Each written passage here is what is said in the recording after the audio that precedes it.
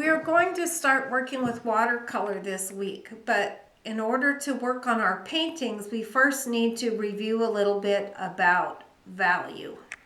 So I have chosen a couple of different objects, and you're going to choose something from around the house.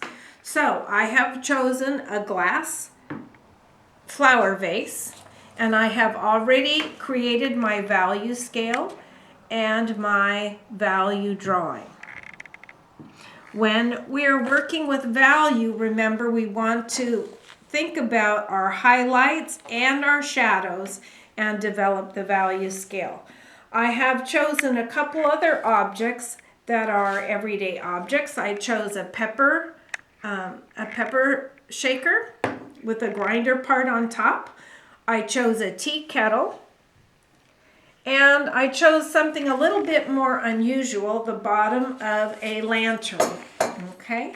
And I made my sketch, but I decided that that was a little bit complex. So we're going to go with something a little bit more everyday, the salt and pepper shaker and the tea kettle. When we're drawing our object, remember we want to think about everything we draw, we can make by using basic shapes. There are 5 basic shapes: the square, the circle, the triangle, the rectangle, and the oval. So when I'm looking at how to draw my shape of my object, the top is an oval, and the top parts of the pepper grinder can be made, with the exception of this little in-between part. Everything is made by stacking up ovals, rectangles, okay? If I come underneath the oval, then I have another oval. This part is kind of like an hourglass, which is a rectangle with some adjustments, and then I have a section coming across, and then again it's like an oval that's kind of flat, and then like a triangle part, or the bottom of a cone if I'm thinking 3-dimensionally, sides like a rectangle. And if this was see-through, I would see the oval on the bottom. Okay. Now that I have the object drawn, now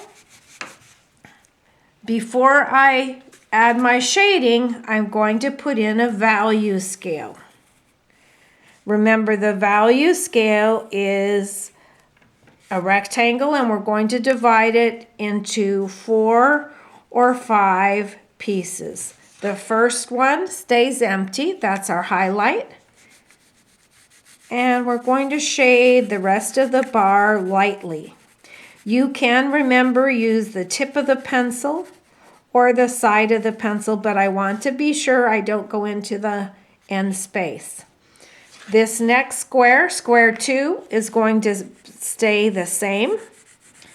And I'm going to darken square 3 to the end of my value scale.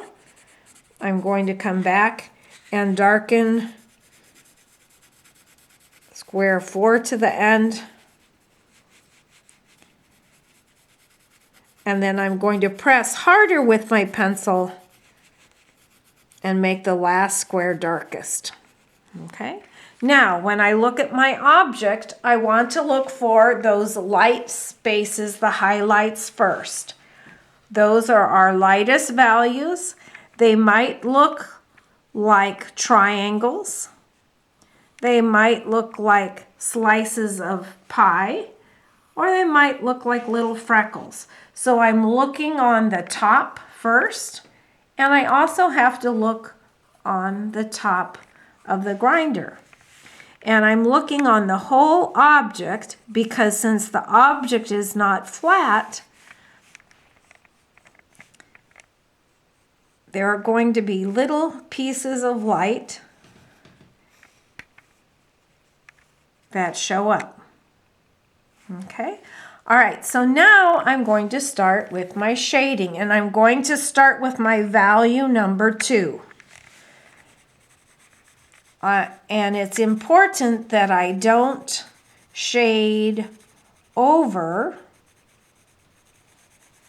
those highlight shapes that I put in with the pencil. So I have to pay attention and work slowly. If I work too fast, I'm going to shade into my highlights, which I don't want to do. Now I can go back with an eraser and erase some of the values out if I go too far, but it's best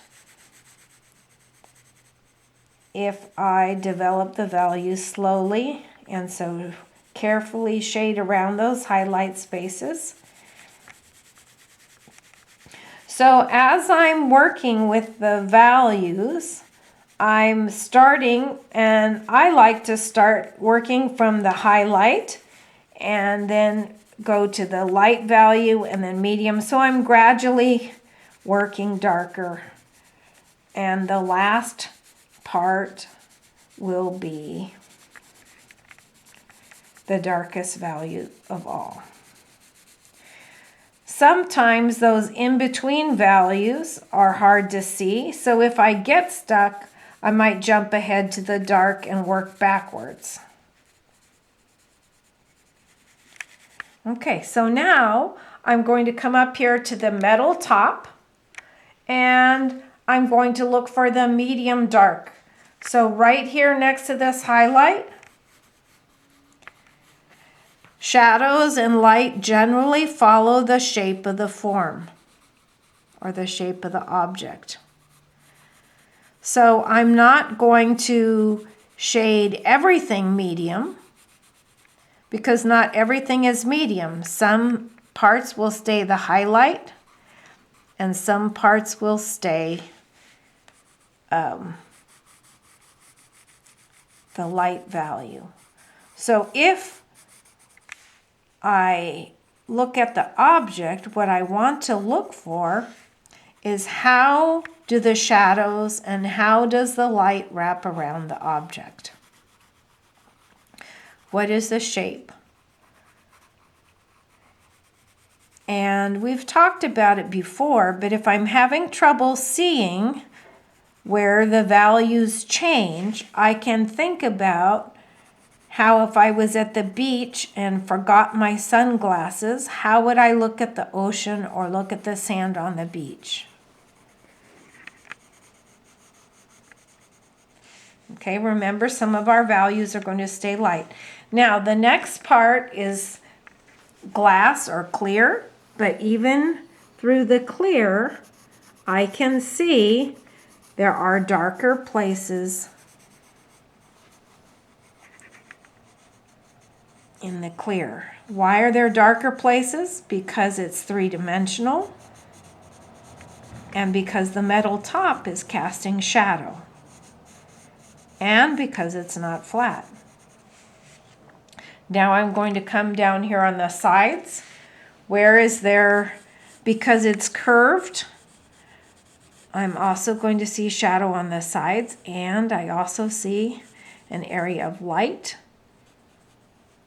And we've got this bar in the middle, that's the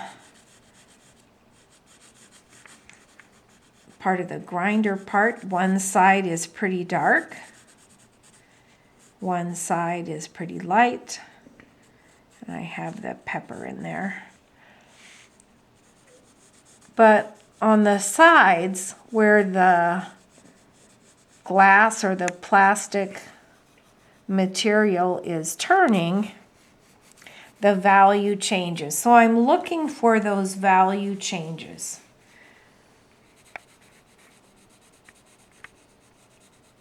And again, down here at the bottom, because it's clear, there is the dark of the base in here. So this is darkest.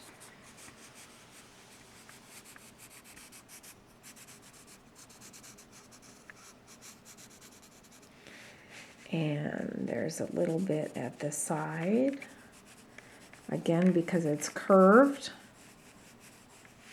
And so it's really important that I get those value changes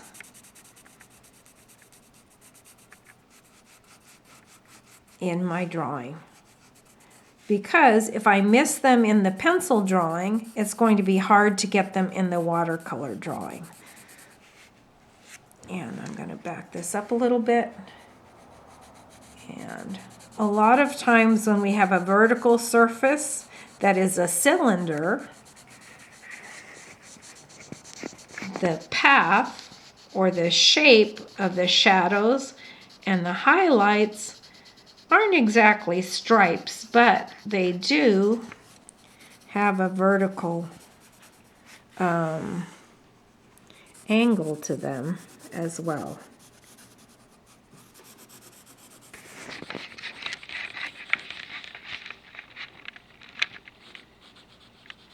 And again, I want to be careful that I'm not shading over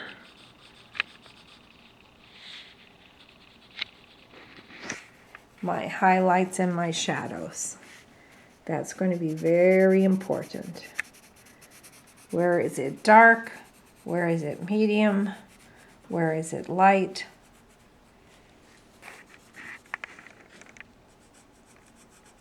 And I'm always checking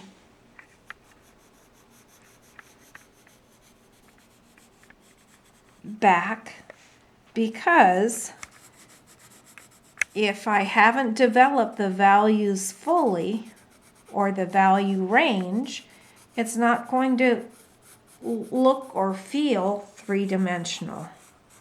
It's going to feel flat. So how do those values come up? Where is it the darkest value? And so I have to continue to develop my drawing, develop the range of values, and I don't want to forget about this metal at the top of the grinder.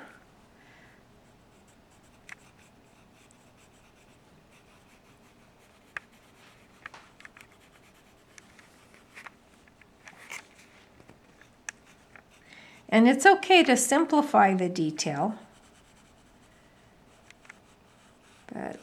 and I've kind of lost the highlight right at the edge there a little bit. Okay.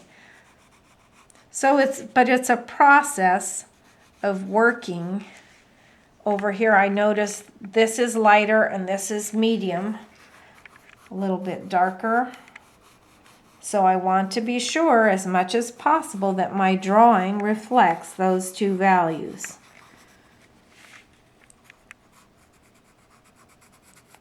So look for the shape of the light, look for the shape of the medium, look for the shape of the dark.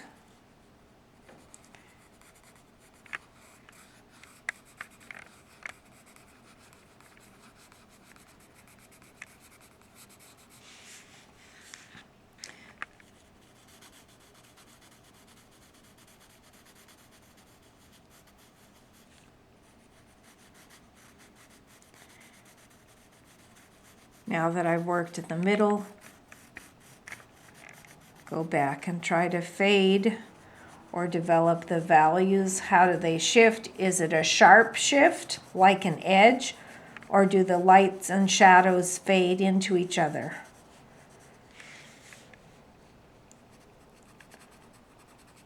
This is pretty dark in here where the pepper is. Sometimes when we use a camera to photograph, the depth of field makes the image blurry. So this is the pepper inside the pepper grinder. I'm not going to try to draw each shape of each peppercorn, but I am going to put in the dark for the pepper that's in there. And I need to develop the value on the pepper grinder on the shadowy side.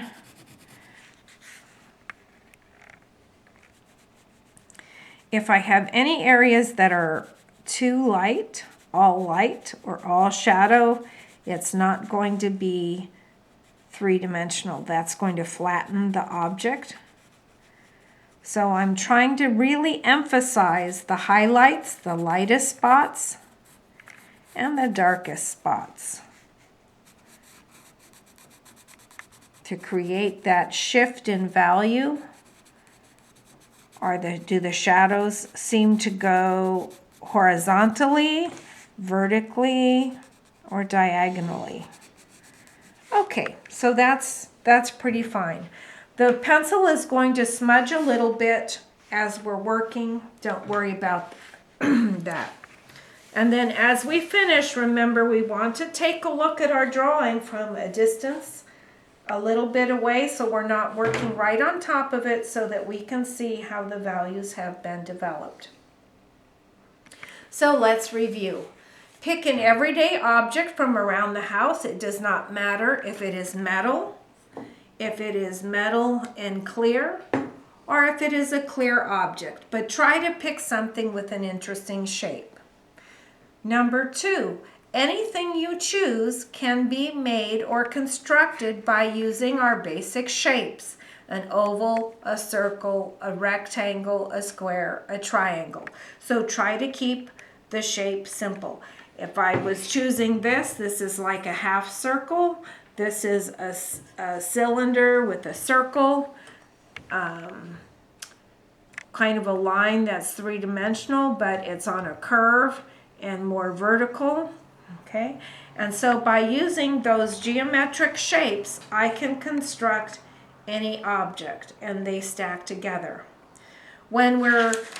After we have our object drawn, we're going to create our 5-tone value scale. Remember, the first value, square, is empty. That is our highlight, the lightest value on our object. And when we start our drawing, we look for the shape of those highlights first and sketch in those shapes first.